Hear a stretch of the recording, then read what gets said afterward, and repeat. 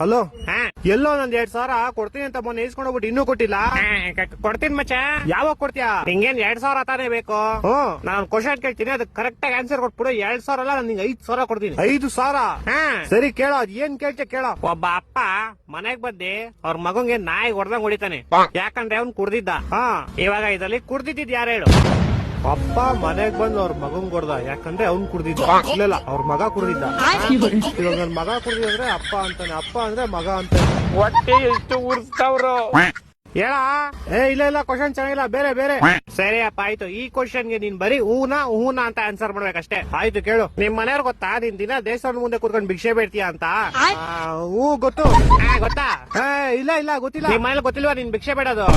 ನನ್ನ ಮಕ್ಕಳು ಒಂದೊಂದಲ್ಲ ಅದೆಲ್ಲ ಗೊತ್ತಿಲ್ಲ ನಂಗೆ. 2,000 ಹಿಂಗ್ ಕೊಡ್ತೀಯ ಕೊಡಲ್ವಾ? ಅಷ್ಟೇ ಸಾಕು. ಸರಿ ಆಯ್ತು, ಇದೊಂದು ಫೈನಲ್ ಕ್ವಶನ್ ಕೇಳಿಸ್ಕೊ. ಇದಕ್ಕೆ ನೀನ್ ಆನ್ಸರ್ ಹೇಳಿದ್ರೆ ನಿನ್ ಕಾಸು ನಿಂಗ್ ಸಿಗ್ದಂಗೆ ಅನ್ಕೋ. ಸರಿ, ಆಯ್ತು, ಕೇಳು. ದೇವ್ರಿಗೆ ಅಂತ ಮಾಡಿದ ಪ್ರಸಾದನ ಸ್ವಲ್ಪ ದೇವ್ರ ಮುಂದೆ ಇಟ್ಬಿಟ್ಟು ಆಮೇಲೆ ಎಲ್ಲಾರ್ಗು ಹಂಚ್ತಾರೆ. ಆದ್ರೆ ದೇವ್ರಿಗೆ ಅಂತ ಹಾಕಿದ ದುಡ್ಡನ್ನ ಸ್ವಲ್ಪ ಆದ್ಮೇಲೆ ಎಂತಕ್ಕೆ ಎಲ್ಲಾರ್ಗು ಹಂಚಲ್ಲ? ಹೌದು ಮಚ್ಚ, ಇಷ್ಟು ವರ್ಷದಿಂದ ಈ ಕ್ವಶನ್ ನನ್ ತಲೆಗ್ ಬಂದೇ ಇರ್ಲಿಲ್ಲ. ನಿನ್ ಕಾಸು ನಾನಲ್ಲ, ದೇವಸ್ಥಾನ ಪೂಜಾರಿ ಕೊಡ್ಬೇಕು. ಹೋಗೋರ್ನ ಕೇಳು. ಹ್ಞೂ ಮಚ್ಚ, ಇವಾಗ್ಲೂ ಹೋಗಿ ಕೇಳ್ತೀನಿ ತಾಳು.